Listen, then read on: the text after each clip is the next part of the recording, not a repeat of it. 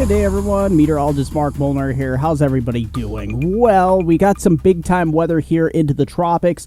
We have something a little closer to home here. We have a 10% chance, give or take a little bit here in the next 7 days, right off the U.S. East Coast. So, yeah, we're going to be looking at the potential here that we could be seeing some sort of development here off the U.S. East Coast. And just how strong is this system going to get? Well, it's going to spin over Friday, Saturday, Sunday, and look at that, into Memorial Day before it heads inland. How far north will this make it?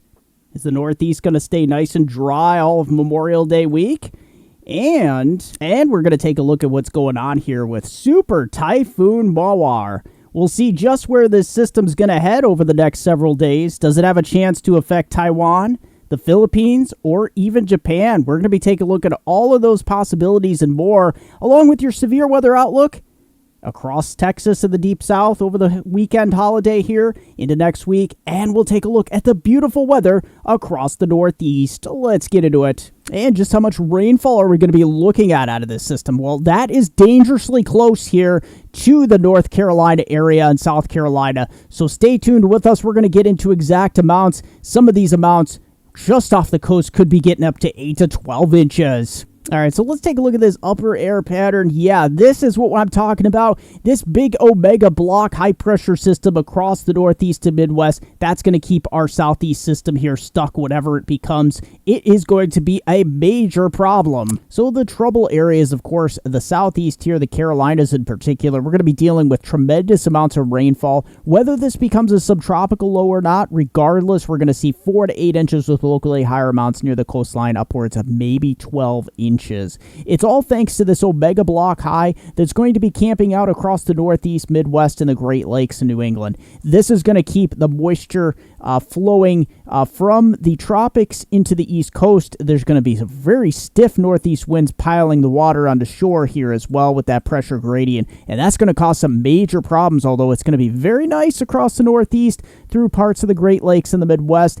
And guess what? On the return flow of this high pressure system, look at this. Tropical moisture is going to feed up to the western plains with some severe weather that's going to cause major problems. Okay, so let's just cut to the chase here. We're going to focus on our area across the Southeast first here. So yeah, 2 to 7 days here, 10% chance.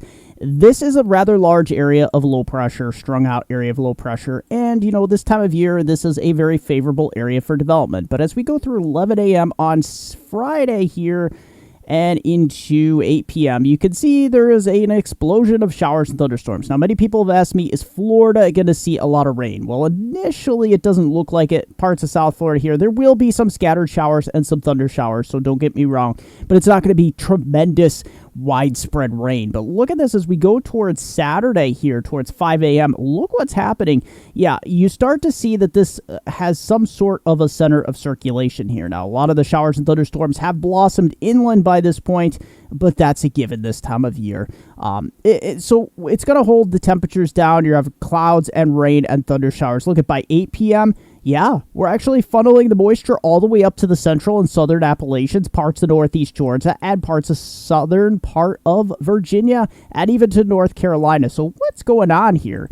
Yeah, this is kind of like a area of low clouds and, you know, area of instability. And this is why this isn't going to really take off, you know, as a major tropical system. But I do think it has the potential to form into maybe something subtropical briefly. But you can see it pretty much gets washed out inland by... It's actually moving a little bit faster than previous model runs here. This is by Sunday at 8 p.m. So, yeah, we're getting showers all the way inland here. You can see Florida, yeah, you're getting some scattered showers and thunder showers, but it's not like tremendous amounts. We're going to get into those rainfall amounts momentarily. And look at, it kind of pinwheels back towards the coastline on Memorial Day itself by 11 p.m. And it actually starts to track back towards the coast. So you start to see this calm ahead again. You got the conveyor belt of moisture here coming into Virginia Beach and the Outer Banks, so that's going to really tarnish your Memorial Day plans. And if you have the whole week off, yeah, across the Southeast there, you're going to have showers spinning up here all the way through June 1st. Look at that, and that kind of pinwheels to the south here. So, yeah, we finally start to get rid of it maybe, but look what's just blossoming off the screen here. Let's just back this up a little bit. So, yeah, this is going to be an area of low pressure barreling out of the Caribbean. And look at this. Yeah, this is going to bring some really heavy rain to Hispaniola by about June 3rd here. Look at this. Yeah, this is a big conveyor belt of moisture. And it's just going to be funneling. You're going to see a solid soaking rain here, and maybe even as far east as Puerto Rico here. And look at out here towards the Lesser Antilles. We have some tropical waves kicking out up here, and let's continue to funnel this through time here. There we go. There's our last screenshot. June 3rd. Yeah, this is a big old mess, and something may actually form out of this. So June kicking off here with a big boom. Okay, so we're going to take a look at the HRRR, our mesoscale model. Let's see what this goes on to be here. So taking a look at this, yeah, this is pretty interesting. You can see the cyclonic nature. This is towards 2 a.m. on early Friday morning. And look at this. This is a tremendous amount of moisture. You can see Florida's kind of a void of a lot of showers and thunderstorms until you get towards 1 p.m.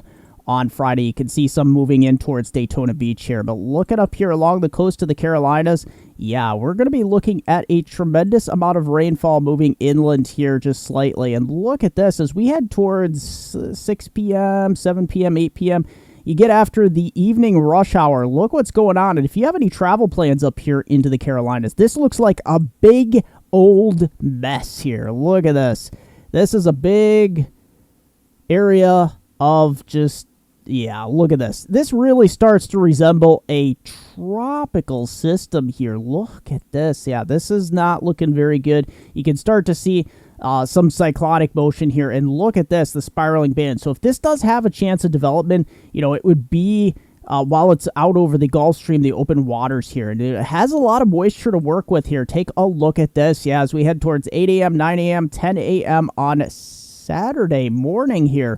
Look at the rainfall pummeling inland here across parts of South Carolina and North Carolina, and even into extreme eastern Georgia. It is going to be a wet Memorial Day weekend here. And look at all these spiral bands coming inland here. It's going to be copious amounts of moisture here. Let's get to the last couple frames. And you can see it starts to pinwheel towards the north, just as our GFS model had indicated. And let's put this into motion here. Look at this. So this is Saturday. It starts to come on shore, and look at that. Yeah, most areas, thankfully, will only see 2 to 4 inches of rain, but look at some of these orange areas along the coast. We're getting upwards of 6 to 8 inches, and just off the coast, 10 to 15 inches. That's what I'm warning here. If any of these bands start to push inland and stall, the rainfall totals here could really run up very quickly. All right, Super Typhoon Mawar here. Take a look at this. Yeah, this is going to be a very sizable storm. The GFS model continues to track 180 mile per hour winds. Look at this.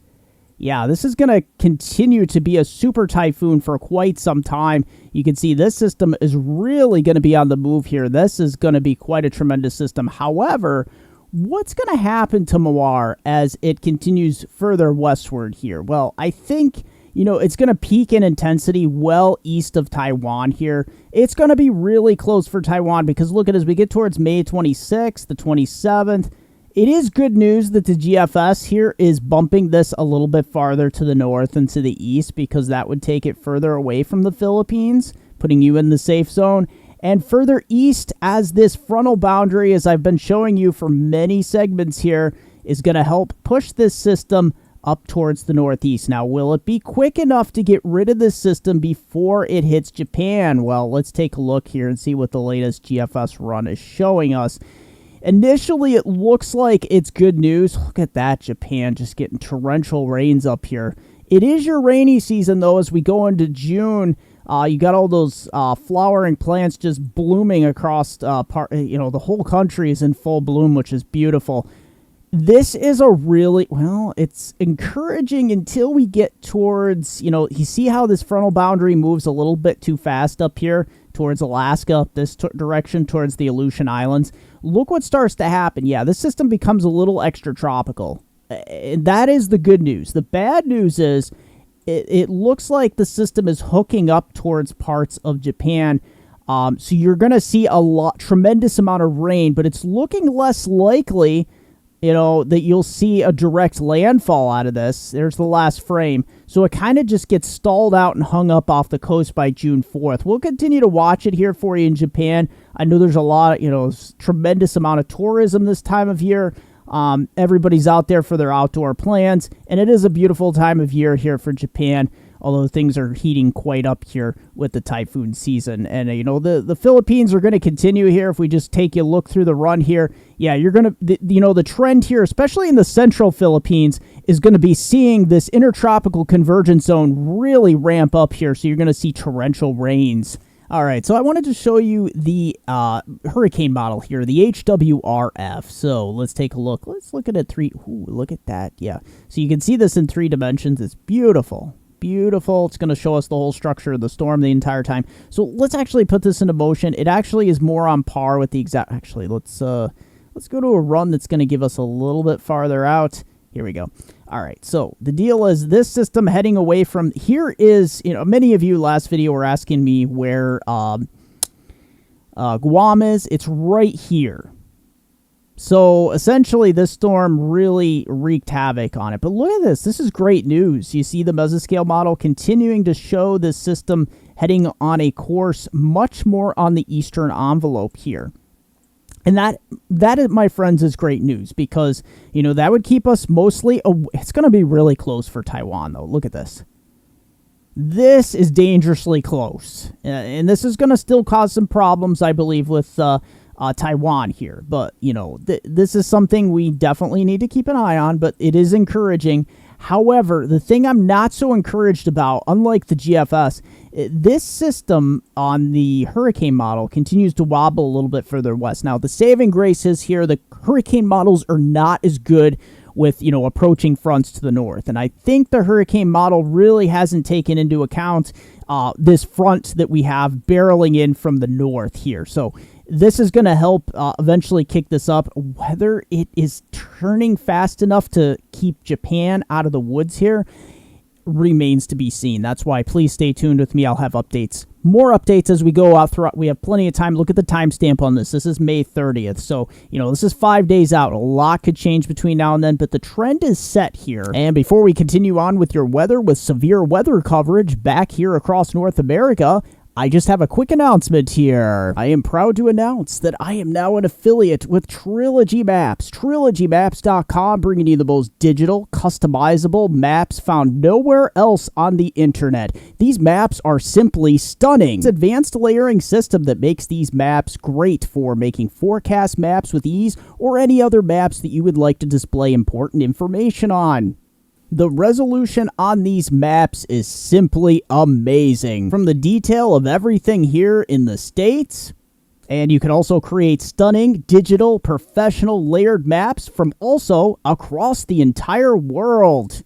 And don't forget, in checkout, the discount code option, use my code, MeteoMark, hit apply, and you will get 20% off your order.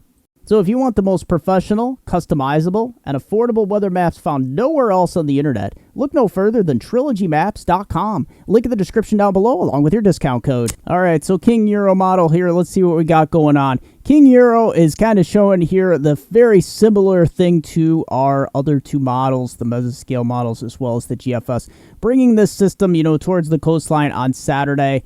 That's where the heaviest rain looks to fall. Let's get that right back on track there. There we go. So that's going to head inland for your Sunday and into Monday.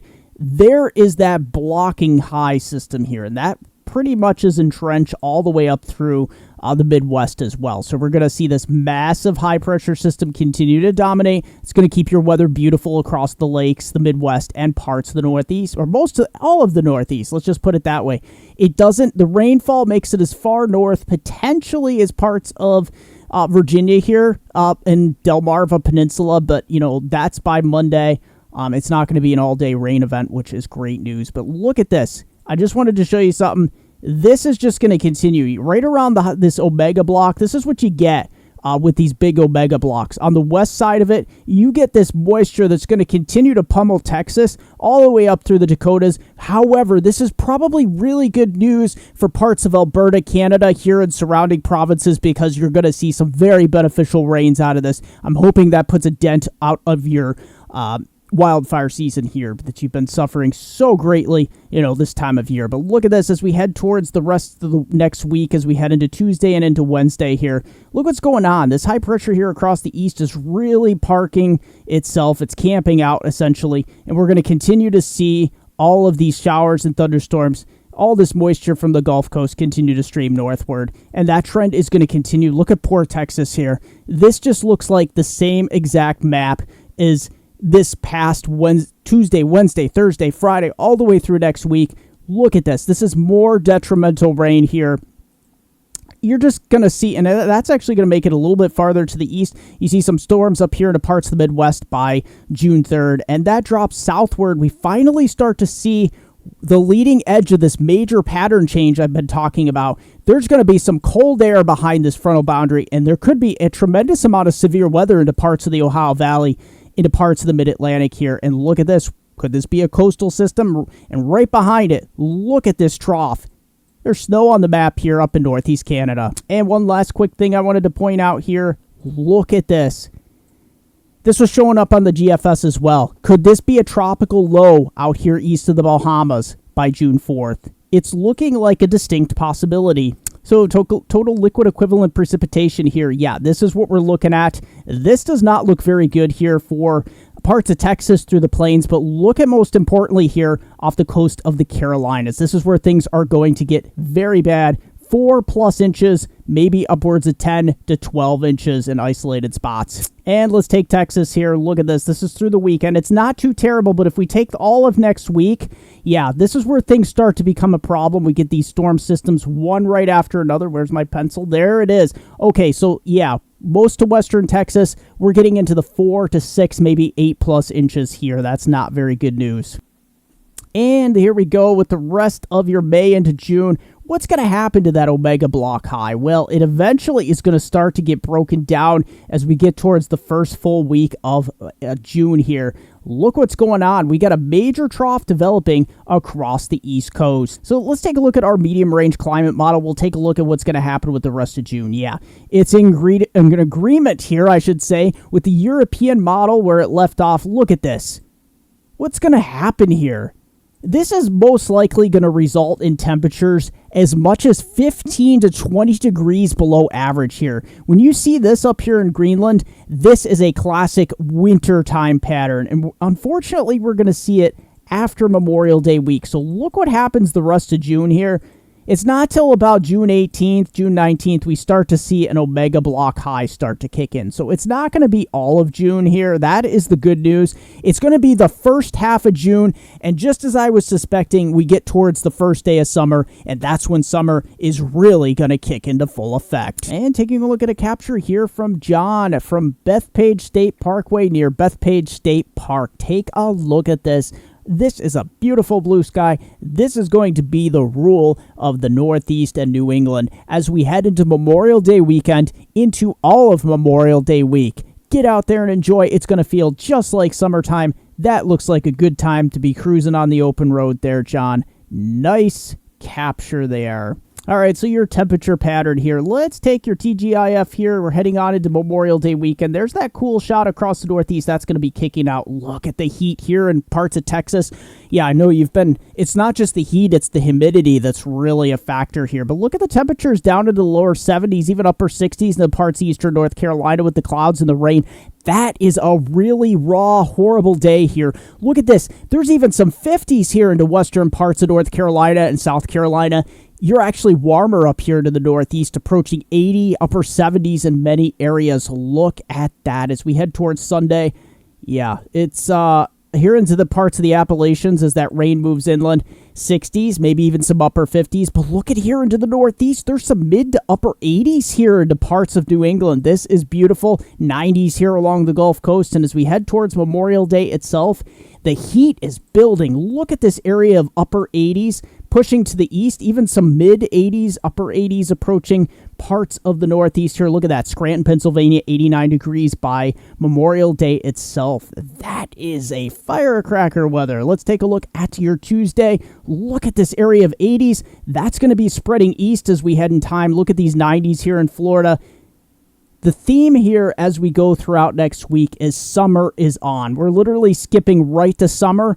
Look at these 90s. We're in the 90s here into parts of Illinois.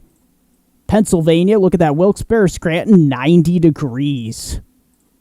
Extended outlook from hometown viewers from Binghamton to Scranton's Upper Susquehanna River Valley. Look at this. Yeah, after a frosty start Friday morning where there could be some frost, from there on out, you're on the up here. Look at this. We head into the upper 70s and mid 80s by the middle of the weekend. Look at this by Labor Day, pushing the mid 80s here, low to mid 80s, maybe upper 80s as we head throughout next week as that Omega block high really kicks in and produces one of the best weeks you've seen in weather for quite some time along the upper Susquehanna River Valley. Enjoy. As always, thanks for joining me for this edition of MeteoMark's Weather.